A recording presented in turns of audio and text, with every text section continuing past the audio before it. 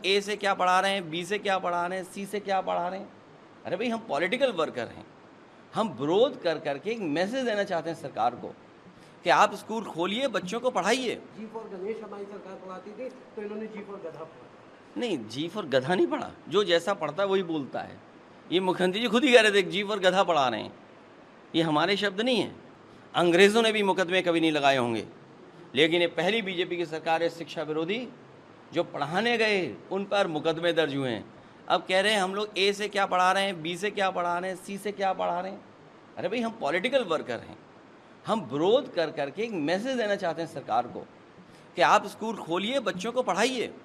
आप स्कूलों के बच्चे स्कूल खोल दें, टीचर्स को अपॉइंट कर दें, हमें पढ़ाने की ज़रूरत नहीं पड़ेगी। वो ए फॉर एप्पल पढ़ाएंगे, बी फॉर बॉल पढ़ाएंगे, सी फॉर कैट पढ़ाएंगे।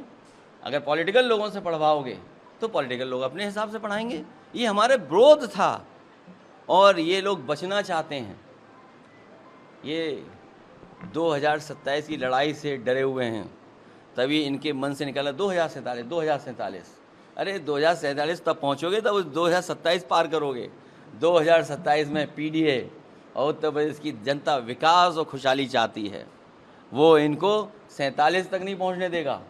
अब हम मुख्यमंत्री जी, उनके कैबिनेट के लोग उतने नहीं जिएंगे जितने हम जी चुके हैं।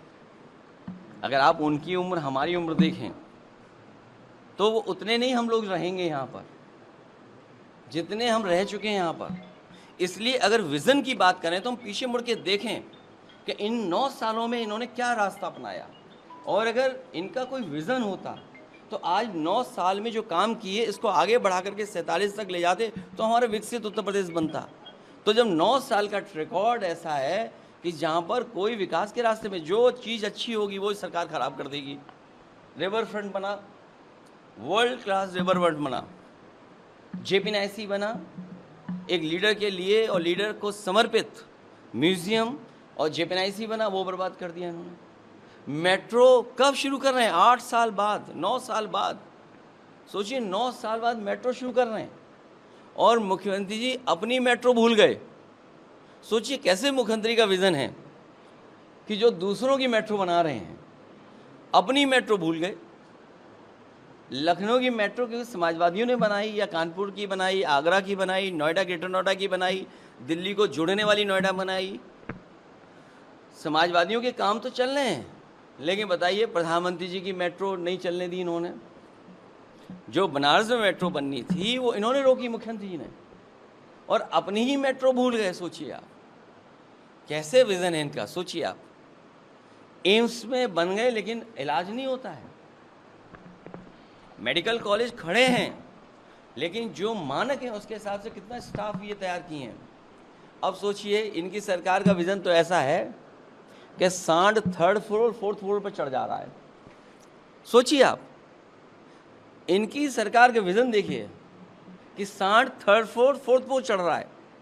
सांड अस्पताल में जाकर के दवाइयों का रजिस्टर या मरीजों का जो रिकॉर्ड है वो खा जा रहा है।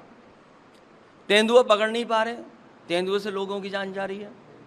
कुत्ते मार रहे हैं लोगों को। सुनने में आया कि नोएडा सबसे प्रॉस्परस जगह है, सबसे ज़्यादा डॉग्स ने अटैक अगर कहीं किया लोगों को या काटा है तो वो नोएडा में काटा है। सोचिए आप, ये तो इनका विकास है। और जब सबसे ज़्यादा सरकार की ज़रूरत थी बाढ़ में मदद की तो नहीं कर पाए। 20,000 करोड़ से ज़्यादा खर्च किया प्रयागराज में पैसा, बाढ़ आ गई वहाँ पर। लखनऊ कल ही रात में पानी भर गया।